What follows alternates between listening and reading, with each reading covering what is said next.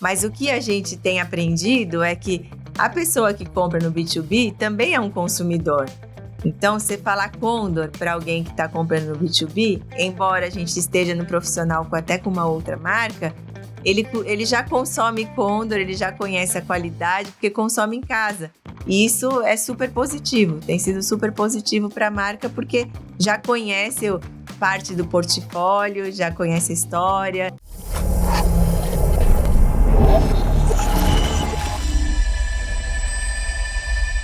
Bem-vindos ao ConturbiCast, mais uma vez aqui seu podcast de marketing, empreendedorismo e liderança. Hoje eu tô com a chefe de marketing da Condor, Fernanda Janikian. Acertei o sobrenome. Bem-vinda, Fernanda, tudo bem? Tudo bem, obrigada pelo convite. Bem-vinda ao ConturbiCast. Me conta, como que você chegou nessa trajetória do marketing aí que você contou pra mim nos bastidores aqui? Chegou nessa cadeira do marketing lá na Condor. Bom, a trajetória é longa, são mais de 25 anos. E tive uma experiência aí, 2 grandes experiências de mundo corporativo antes da Condor. A primeira, ainda estudando, né? Comecei minha carreira, estudei administração de empresas. Comecei trabalhando numa indústria metalúrgica, setor de metais e louças. E aí, como estagiária, fiquei em torno de 10 anos, onde eu pude trabalhar em diferentes áreas, em diferentes regiões. Desenvolvi algumas áreas dentro da empresa, como inteligência de mercado, como a parte de trade regional. E depois de 10 anos, fui para uma indústria multinacional, uma indústria alemã, uma indústria química, onde eu fiquei também por 12 anos, aí com diversos projetos, tanto na área de marketing quanto em trade. Também atuei na área de vendas. Tive uma experiência internacional, morei no Chile. E aí, depois desse tempo todo, apareceu a Condor. Tinha feito uma mudança aí na minha vida de morar no interior de São Paulo. E apareceu a Condor, que é uma indústria de Santa Catarina. E aí estou há 4 anos e pouquinho nessa cadeira de marketing. Então, hoje responsável pelas principais categorias de produtos da empresa, né? A Condor é uma indústria nacional que está completando 95 anos esse ano. Uma senhora indústria. Uma senhora indústria, né? Muito orgulho em trabalhar na Condor, porque não é fácil uma empresa nacional se manter. Isso, estar no país por todos esses anos, né? A gente sabe que grande parte não consegue, 50% das indústrias que nascem em 3 anos já está morrendo, e a Condor está aí há 95 anos, se desenvolvendo, crescendo, né? Atuando em diversos segmentos, né? Uma das maiores indústrias de cerdas da América Latina. Então, né, tem trabalho em limpeza, higiene oral, beleza, pincéis. Então, tem um portfólio bem amplo. E hoje eu sou responsável pela área de marketing, também com a parte de trade estratégico, a parte de marketing digital, a parte de inteligência de mercado e tudo um pouco, mas aí com grandes projetos. Falando de inteligência de mercado, que é até para a sua experiência anterior, né? O que você acha que mudou do que você tinha de análise de dados de inteligência de mercado? Como você buscava essas análises de inteligência para o que tem hoje? Acho que algumas ferramentas, né? Há muitos anos atrás a gente não tinha ferramentas digitais, né? Então estava brincando um pouquinho com você. A gente trabalhava com promotoras nas lojas e a forma de receber informação de estoque, de sellout, de preço, eram por relatórios que vinham por fax, né? Então, as pessoas não sabem nem o que é fax hoje. Então, esse é um exemplo Você simples. Que está ouvindo esse podcast, pesquisa no Google o que é um fax e depois conta pra gente o que você achou dessa tecnologia. Exatamente. Chegava o dia do relatório e era assim, praticamente o dia todo só recebendo aquelas folhas via fax. Então, e aí colocava numa planilhazinha aí, física. Digitação manual, sim, em computadores compartilhados, porque não era todo mundo Levava que tinha. um mês para fazer o negócio, então. Era assim um trabalho árduo para ter informação do mês anterior, né? Então, era assim, só essa digitalização acelerou demais. E ferramentas que não existiam. Então, mercados que não tinham informação formalizada do setor, hoje que também tem, né? Então, hoje a gente tem muito mais informações do mercado alimentar, do mercado de materiais de construção, que antes não tinha. A gente tinha que ir lá e contar e olhar e colocar na mão a informação. Na unha, cara. Na unha. Que legal. E a Condor hoje, né, que a gente tá vendo aqui os produtos, tem muito licenciamento. A base de produtos de vocês é licenciamento, não é isso? Em uma das categorias, né? A gente atua em 5 grandes categorias. Na categoria de higiene oral, que a gente chama, que tem as escovas de dente, os géis dentais. Na parte infantil, foi onde a gente começou com os licenciamentos. E a gente é a primeira marca em higiene oral infantil do Brasil. E é onde a gente tem a nossa fortaleza com grandes parcerias, né? Como Barbie, Hot Wheels, Avengers. Então, ali a gente começou, mas nossos licenciamentos também se estenderam. Então, desde o ano passado, a gente começou a atuar num segmento jovem adulto, então expandindo um pouco a área de licenciamento. E agora, mais recentemente, mês passado, a gente lançou uma nova collab com o MasterChef na parte de acessórios de limpeza. Então, aí indo para outras categorias também com licenciamento. Então, posso dizer que é uma das nossas fortalezas, sim. Eu sinto até que é uma percepção que eu tenho, ver se faz sentido. As redes sociais trouxeram esses licenciamentos para os adultos também, né? Porque ele vê as coisas tipo pantufa de animaizinhos para adultos, escova especial, que antes tinha um preconceito de usar, né? Aí você fala, pô, isso é de criança. Mas não, agora as redes sociais falam, não, é legal você ter isso. Minha namorada tem, meu namorado tem, vou usar um negócio parecido. Você sentiu que isso mudou também com essas redes sociais, esses memes, essas trends que tem tanto no TikTok e no Instagram? Mudou. Acho que assim, o fã sempre existiu, né? A gente tem licenciamentos da Disney e Disney sempre foi visitar o parque da Disney um sonho de consumo. Então, os personagens são muito conhecidos e o fã começa de criança e muitos se mantêm adultos. E eu acho que agora tem mais oferta de produtos para adultos. Então, o fã continuava sendo fã, mas ele não tinha essa oferta que tem hoje, né? Então, acho que são as duas coisas. A oferta de produtos para um público jovem adulto e também ter essa visibilidade nas redes sociais. Então, se eu comprar uma coisa, eu posso mostrar que eu estou usando aquilo e que é legal e que eu sou fã. Então, acho que são as duas coisas ao mesmo tempo. E de trends, assim, vocês entram nessas trends? Como vocês usam a comunicação para ajudar a vender? A gente atua muito em rede social, né? Então, a gente tem nossos perfis no Instagram, principalmente. Cada categoria tem o seu perfil.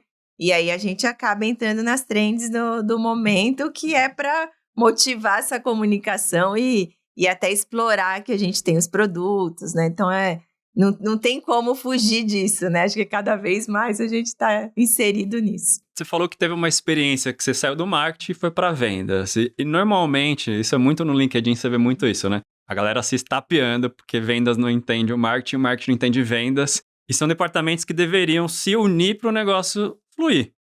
Como que foi essa experiência, assim? O que você sentiu mudando de sapato? Foi assim, acho que uma das melhores experiências da minha carreira, posso dizer assim. Porque eu já tinha trabalhado em marketing e trade, que trade é a famosa ponte entre o marketing e vendas, mas não tinha essa experiência comercial. E aí é onde tudo acontece, né? Não adianta o marketing montar a história, falar sobre o produto, ter os argumentos, se o time que está lá na ponta não conseguir fazer essa execução, conseguir explicar para o cliente. Então, assim, foi fundamental nessa contribuição de que tipo de argumento que funciona, que tipo de informação que realmente é relevante, né? Como que tem que ser feita essa abordagem, porque era aquilo, o marketing que não passou por vendas e nem por trade, não faz ideia. Assim, isso aqui é dessa cor e tá legal, se eu falar que é dessa cor, o cliente vai comprar. E não funciona assim, né? Então, você tem que ter... E aí entra muito a inteligência de mercado. Então, esses dados são cada vez mais importantes, né? Por que você está desenvolvendo aquela linha? Né, é uma tendência? É um mercado grande? É um nicho? Por que é daquele jeito o produto? Então, são informações que foram complementares e eu, sabendo também da capacidade do marketing, podia demandar mais também da área, né? Falar, essa informação que você passou não funciona muito aqui, mas você não consegue buscar um outro dado assim? Então, foi uma troca interessante e que aí eu trouxe de volta, porque depois desse período também retornei para marketing.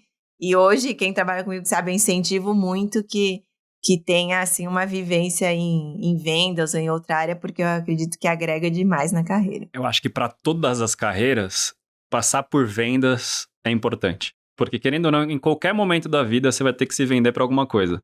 Seja para uma promoção, seja para o novo produto que você vai lançar. Algum momento você vai ter que vender. A gente vive vendendo. E a gente tem um mega preconceito com o vendedor, né? Que a gente tem aquele cara que bate na porta, te enche o saco. E não é isso, gente. Você tem que sempre se vender para ser uma pessoa... Cara, um relacionamento você tem que se vender para aquela pessoa. Exatamente, tudo é, né? Tudo é Como venda. você se posiciona, se vende, se argumenta, né? Isso Tudo é uma venda, querendo ou não. Pode ser não comercial, mas continua sendo uma venda. Então é importante você ter essa noção para fazer um marketing mais efetivo. E falando de marketing mais efetivo, quais os cases mais legais, assim, que você pode trazer pra gente? Fala, pô, esse foi muito legal, que tive participação. Vou trazer 2, assim, são experiências diferentes, né? Acho que um é na empresa anterior que eu trabalhei. Era uma empresa que crescia através de aquisições de outras empresas, então uma empresa líder também em indústria química.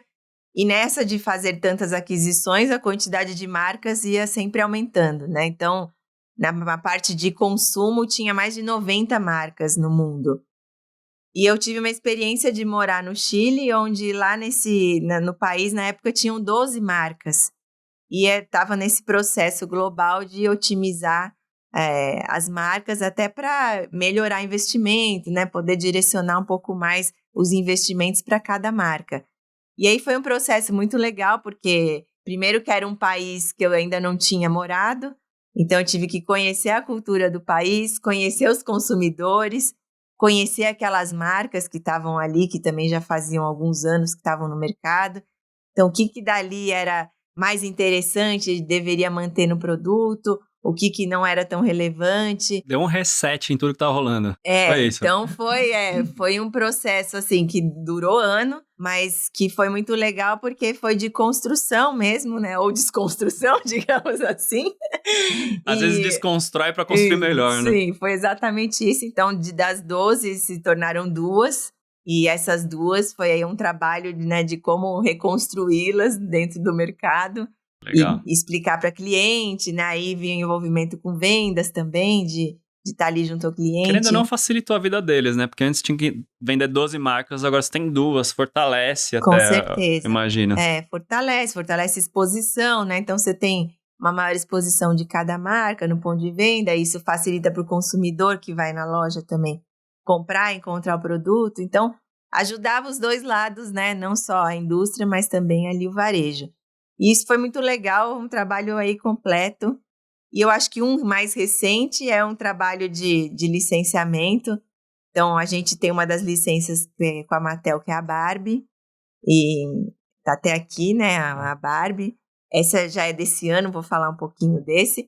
Mas o ano passado teve o lançamento do filme da Barbie, né? E era um filme, não era para público infantil. Explodiu, né? Explodiu. E a gente fez uma linha associada ao filme, uma linha jovem adulto, e foi, assim, um sucesso absurdo. Então, tanto para a Mattel quanto para a Warner, né, que foi quem também fez o filme, todo mundo que se associou... Mas vocês já tinham o licenciamento já na época da Barbie? A gente já só tinha que a para público Barbie para infantil. E aí aí falou, vamos arriscar porque o filme não é para infantil, vamos nessa. A gente arriscou, legal. Então foi novo, porque era um filme que também ninguém... Claro, existia uma expectativa, mas superou todas as expectativas do filme.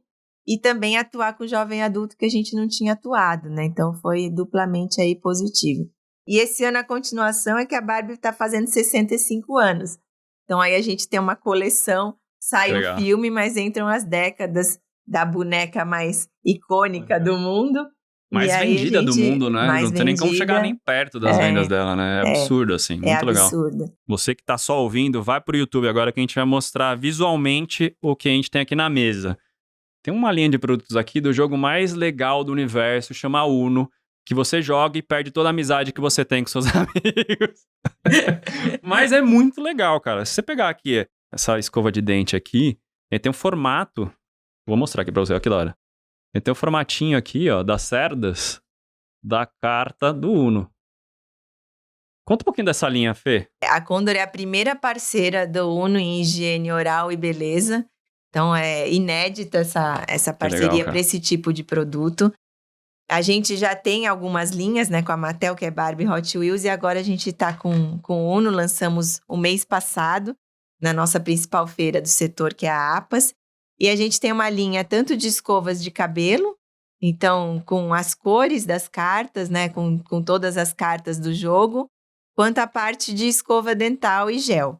Então a gente vê que todos os packs têm as cores das cartas, e a gente está lançando uma escova que é uma escova sônica também, então que a gente aperta, né? Ela tem aí um movimento e fazendo alusão aí ao jogo. E o jogo Uno é o jogo de cartas. E ela tem reposição aqui também, né? Aí. Tem. Ela já vem com uma outra... Uma outra cerda aqui. Uma outra cerda para fazer a reposição.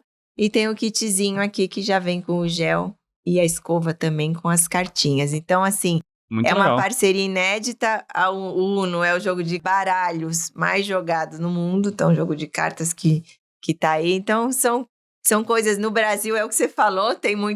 Tem gente que joga muito feliz e outros que vai manter amizade ou não. Vamos testar. Mas a gente acredita muito também nessa linha que é bem divertida, com cores, né, do jogo. E bem legal. Não tem uma pessoa que não conhece o Uno. Pode nunca ter jogado, mas todo mundo conhece, cara. Muito legal. Faz um mês, então, que vocês lançaram isso? A gente apresentou recentemente na APAS, que é a feira do setor supermercadista, e a partir desse mês os produtos começam a ser vendidos. Como que funciona esse processo de licenciamento? Né? Vocês vão atrás, a marca vem atrás, você falou que nesse caso aqui tem uns casos que as marcas vêm atrás de vocês para licenciar, é isso? Acontece das duas formas, né? Como eu comentei um pouquinho antes, a gente é líder na fabricação de higiene oral infantil. Então, licenciamentos que são relacionados mais são personagens infantis, normalmente tem marcas que já vêm atrás da gente, porque é interessante ter uma parceria com a gente pela nossa distribuição, né, temos 95 anos de história, então existe um controle muito rígido de qualidade, né, porque é um produto que vai para criança. Sim, e a gente imagino, cara. Tem uma produção local, né? A gente tem uma fábrica em Santa Catarina, onde a gente produz basicamente 90% dos nossos itens infantis.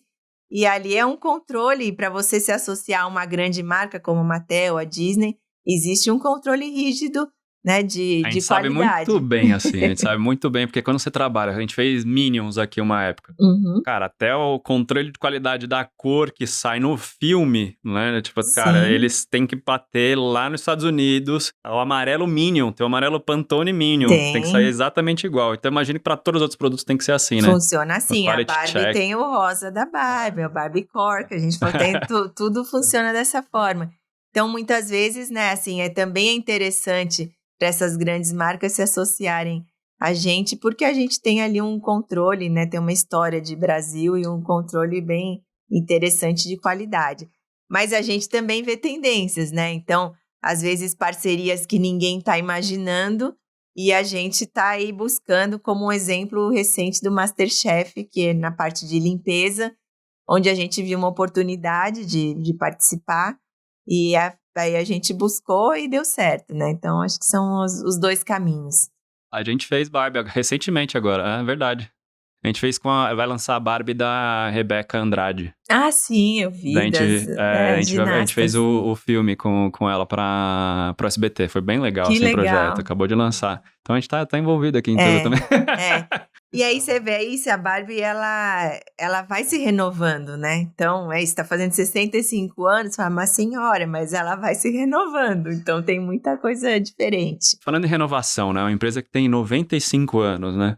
Como vocês fazem esse processo de inovação, de produtos, de processos, eu imagino? Você falou que tem uma base alemã por trás, então eu imagino que tem muitos processos muito bem certeiros, assim, né?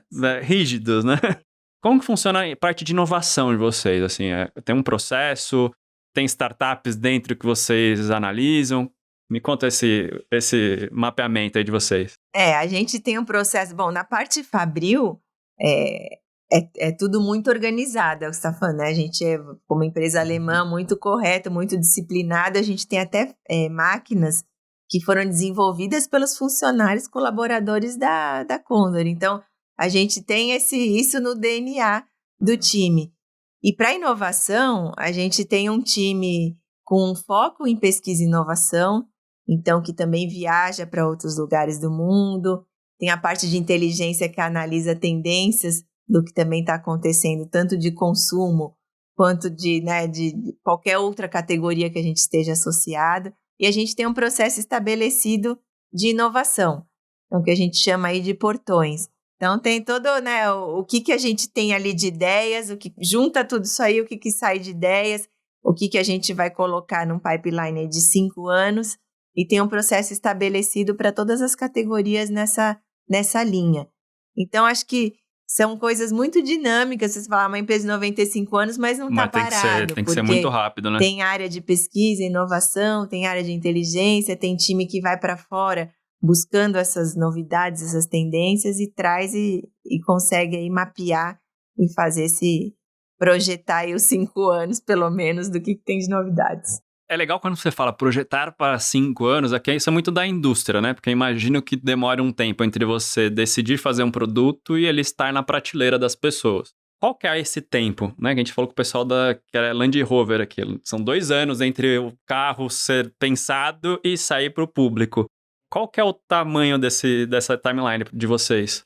Depende muito da categoria que a gente atua, né? E como a gente é uma indústria nacional, se é um produto que eu faço internamente, às vezes em 6 meses eu consigo ter um produto já no ponto de venda.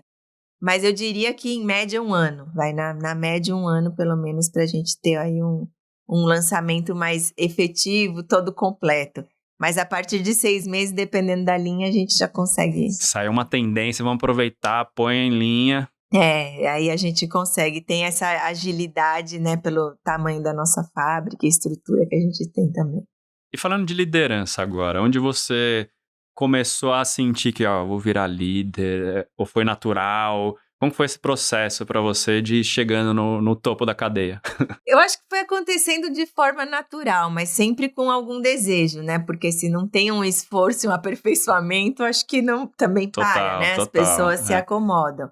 Fui tendo algumas oportunidades ao longo da carreira e acredito que consegui aproveitar parte delas. E isso que foi construindo a minha jornada, né? Então, assim, bem cedo era estagiária e tive a oportunidade de já estar com um gerente porque a chefe não estava. Então, tinha que mostrar o trabalho, participar de alguma reunião ou ir para algum evento fora porque alguém também não podia ou fui escolhida para ir. Então, foram momentos que foram moldando aí minha carreira, É uma mistura né? de sorte com estar presente e fazer acontecer, né? Isso. E estar disponível, né? Eu sempre falei muito, assim, eu trabalhei na experiência anterior, a gente tinha uma área com várias gerentes, mulheres também, e são diferentes momentos da vida. A mulher tem uma tá casando, outra tem filho, outra não quer, né? Não quer casar, cada uma tem um momento e uma disponibilidade. E essa questão de ir para o Chile, para mim também morar em outro país, foi a disponibilidade.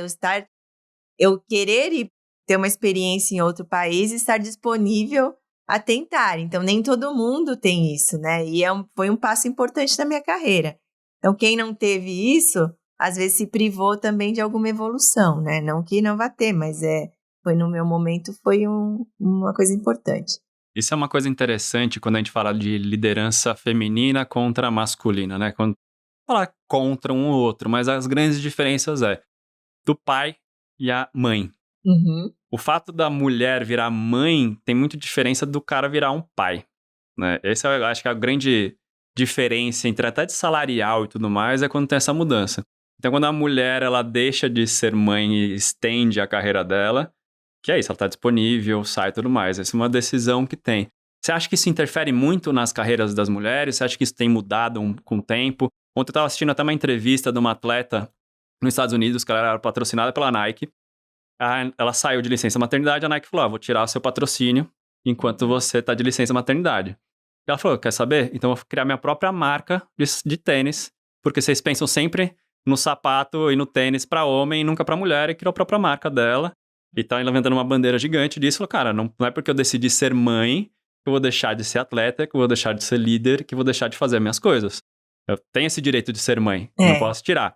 Então, eu acho que assim, as empresas também, eu como empresário, empreendedor, eu sempre penso isso, você quer sair como mãe e tudo mais, como eu posso dar apoio para essa mulher, para ela voltar e ser confortável para isso. Uhum. E eu sempre gosto de propagar isso para outras pessoas. Depende dos homens também ajudarem as mulheres, não as mulheres só ajudarem outras mulheres. Depende dos homens, mas as mulheres também, né? Às vezes Sim. as mulheres também não se ajudam. É uma coisa importante de acontecer. Acho que são as duas coisas, porque tem mulheres que aí abrem mão realmente porque querem vivenciar o momento da maternidade de uma maneira, né? Tem momentos e Sonharam, momentos. ou aí a criança nasceu, ela imagina que precisa ficar, né, com a criança. Então, são momentos e momentos, mas a empresa também e os líderes têm um papel fundamental. Eu tenho um exemplo assim, eu fui promovida enquanto eu estava grávida.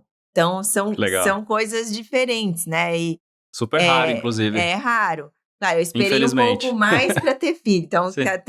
aí são momentos, né? Tem mulheres que já têm filho mais jovem. Eu esperei um pouco mais, mas eu grávida, numa área de vendas, e fui promovida. Então, acho que depende muito da liderança da empresa e também do que a mulher quer. E aí eu, lógico, fui promovida, aí quando a criança nasce, tá seu momento para voltar de licença, você pensa, mas será que vou voltar para aquilo? Mas era uma coisa que me completava, que eu sempre gostei, né? Vou Então, voltar para aquilo é ótimo, né? voltar para aquele mundo de loucura corporativa, é um universo corporativo que tem que abrir mão de muitas coisas. Então, o bebê com 4, 5 meses, eu tive que fazer viagem para o exterior, e fui. E ainda amamentava, então depende muito do que a mulher deseja também. Por isso que eu falo, não é só a empresa estava ali, ó, te dou Tava uma ajudando. oportunidade de ir. Também já te promovi antes, como que você quer lidar com isso, né? E aí foi... Tem que ver os dois lados, cara. Tem que é ver isso, os dois lados. Mas é importante que tenha uma rede de apoio, né? Isso eu também sempre falo, porque se fosse só eu, meu marido, eu acho que não daria mesmo. Não tenho como deixar uma criança e continuar a carreira. Então tem que criar uma rede de apoio também que contribua para você ter uma evolução profissional, né? Ou do esporte, que qualquer uma que seja, né? Que você queira seguir, a mulher. Você busca inspiração aonde? Escuta podcasts, livros, outros líderes? Onde você busca inspiração? Olha, eu escuto podcast, eu leio livro, eu assisto filme, eu tenho as pessoas ao meu redor, as amigas e amigos, assim, tudo eu busco inspiração. Vou te dizer que eu não sou muito fixada em uma única fonte, né? Então, histórias de vida me inspiram muito de outras pessoas. Talvez porque eu tenho uma descendência, você fala do meu sobrenome, né? Super fácil de pronunciar. Super fácil. É a descendência armênia, que são histórias de superação, né? São pessoas, meus avós vieram de uma guerra, construíram a vida no Brasil. Então, histórias que inspiram desde, né, da minha infância, e hoje eu vejo pessoas que ainda passam por situações mais difíceis ou que superam, né, alguma situação e acabam me inspirando. Acho que são grandes líderes, assim, eu estou sempre cercada de pessoas que eu acredito que me inspiram de alguma forma. Isso é ótimo, né? Que não adianta só você ter pessoas que estão muito distantes de você. Eu sempre falo, tenham pessoas que te inspiram perto de você. E qualquer pessoa pode te inspirar, seja por uma história pequenininha, cara. Isso é legal de propagar para as pessoas. Falando de desafios, quais são os grandes desafios para uma indústria nacional, né, falando da Condor aqui, de crescer com tantos concorrentes de fora, mercado com inflação, consumidores não sabendo o que fazer? Onde vocês veem que tem os gaps de mercado que você fala, putz, isso aqui é legal, dá pra gente atacar? E quais são os desafios da indústria? Acho que a indústria no Brasil tem um desafio de estar em todos os lugares, né? Porque o Brasil é gigantesco. Então, ter uma atuação de norte a sul, acho que é um grande desafio. Ter uma boa atuação, digamos assim, né? Distribuição, né? Distribuição, Imagino que é complexo. Então, assim, hoje a gente pode dizer que está em mais de 90% dos lares brasileiros. Isso é bastante coisa, mas vamos lembrar nossa trajetória de 95 anos, né? Então, ela foi bem conduzida. Mas a gente ainda tem algumas regiões que precisam ser melhor exploradas do que outras. Então, é uma indústria do sul do país, de Santa Catarina. Então, o sul, para a gente, ele tem uma relevância maior, por exemplo, do que o sudeste. Então, a gente ainda tem algumas regiões para explorar um pouco mais. Acho que esse é um dos desafios, mas posso dizer que a gente está em todos os estados, a gente tem presença, mas é mais sempre querer melhorar, né? Estar mais presente, ou estar em mais lares.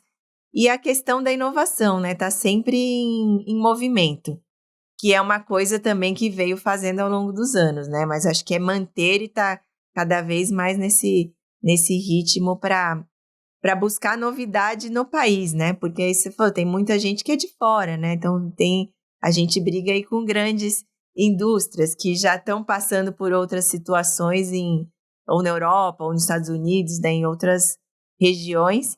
E aqui a gente está aqui para brigar, mas a gente tem o DNA daqui, então também tem uma fortaleza importante. Entende o mercado. Falando de canais, quais são os maiores canais de distribuição de vocês? Como funciona esse caminho para chegar no consumidor? Nosso principal canal de distribuição é o canal alimentar, que são as grandes redes de supermercados, né, os bazares, né, esses mercadinhos de bairro, que é onde está, não é porque a nossa principal linha são os acessórios de limpeza. Então, carro-chefe é a vassoura. A vassoura você acha mais facilmente num supermercado. Então, esse é o principal canal. Mas a gente também atua em lojas de materiais de construção, porque a gente tem a linha de pintura imobiliária.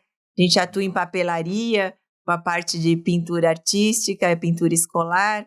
A gente está nas perfumarias e farmácias, porque tem escova de cabelo, higiene oral. Então, a gente está com Tem vários canais diferentes, vários cara. canais. E a gente tem a parte até de limpeza profissional, né, atuando diretamente com restaurantes, hospitais, né, na parte de condomínios. B2B. Isso, um B2B. Ah, que legal, cara. Mas o maior, porque dentro, né, do país, o maior é o alimentar, mas a gente está aí nesses outros segmentos todos. Eu sempre gosto de trazer essa diferença do B2C e o B2B. Eu sempre falo que o B2B é relacionamento e o B2C é atenção.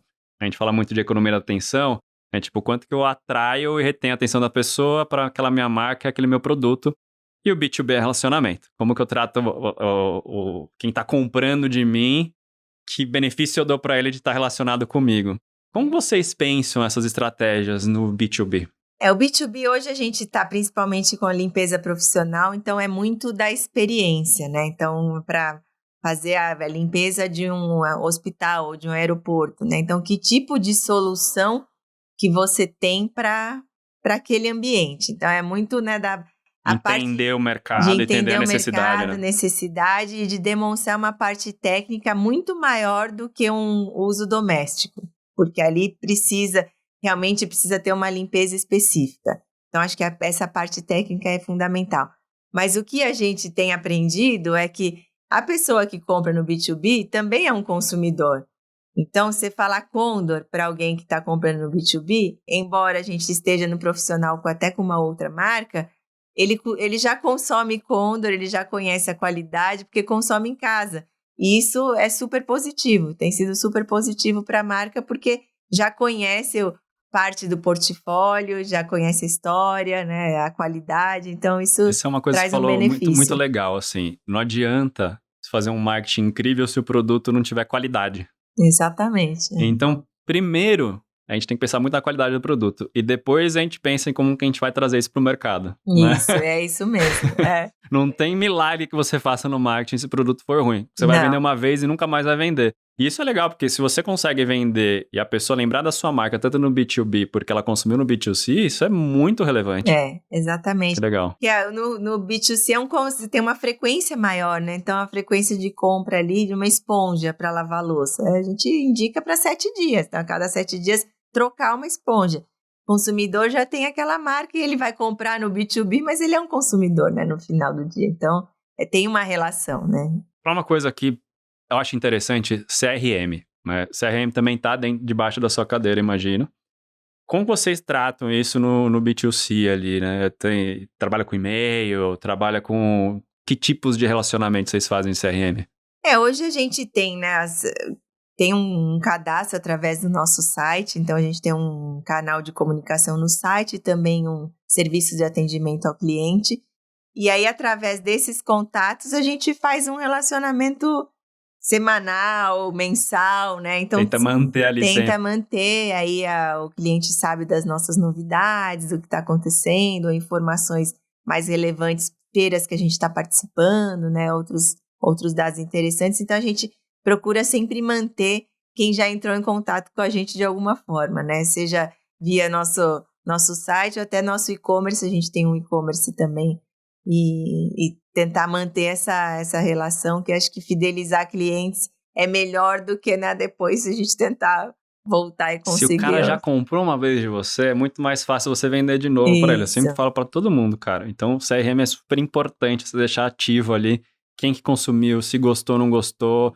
O tal do NPS, né? Vamos falar de NPS. Como que tá o NPS de vocês lá? Como que vocês fazem o NPS?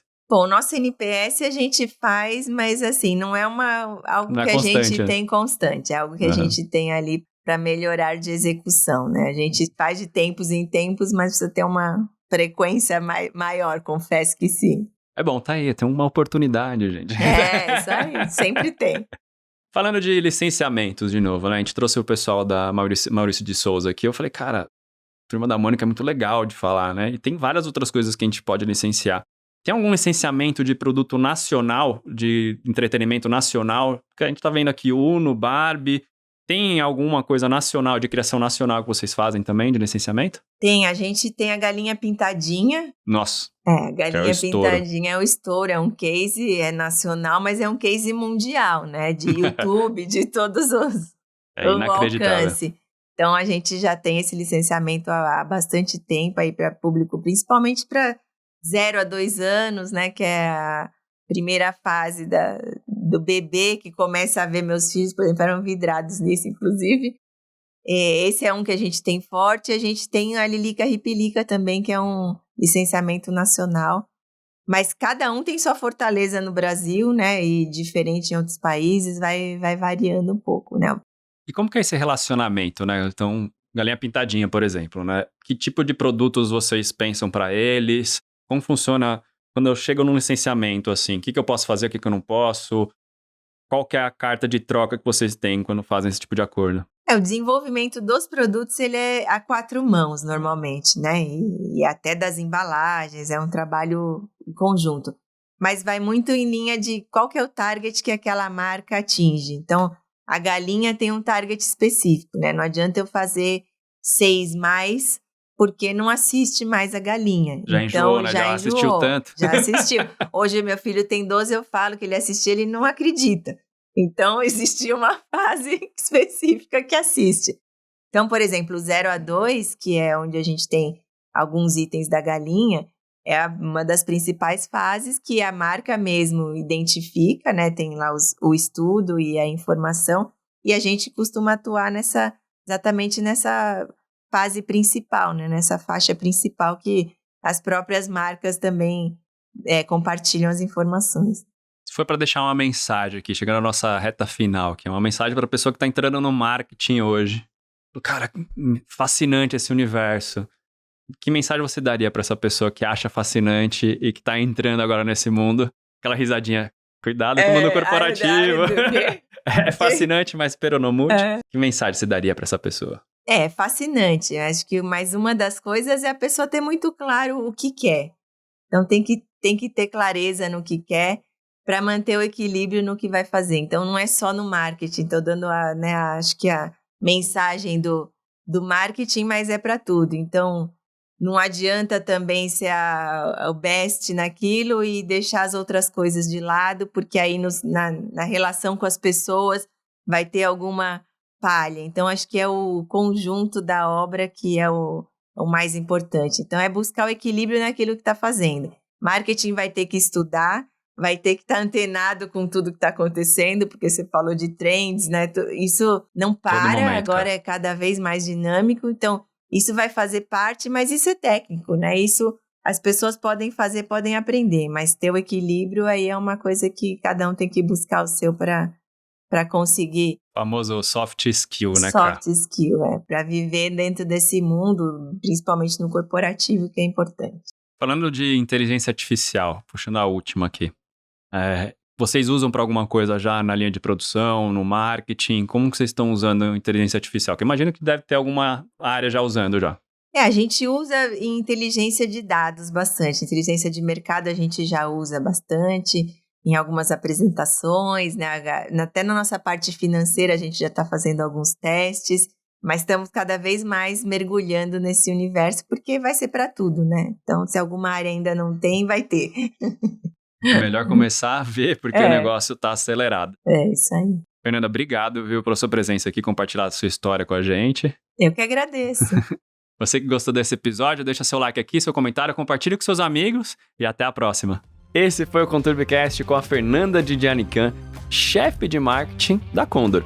Bora ver as 3 lições que a gente aprendeu com ela nessa edição? Número 1. Marketing, trade e vendas precisam se alinhar muito bem.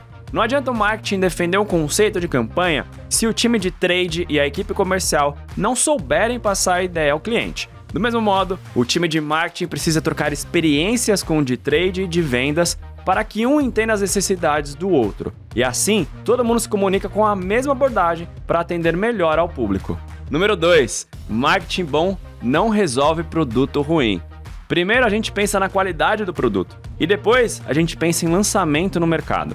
O marketing não faz milagre com um produto que não atende às expectativas do consumidor em relação a preço, eficiência e rendimento. O marketing pode até ser bem estruturado, mas se o produto for criticado e rejeitado pelo público, a marca perde muita credibilidade e confiança, respingando até em percepção de qualidade de outros produtos da empresa.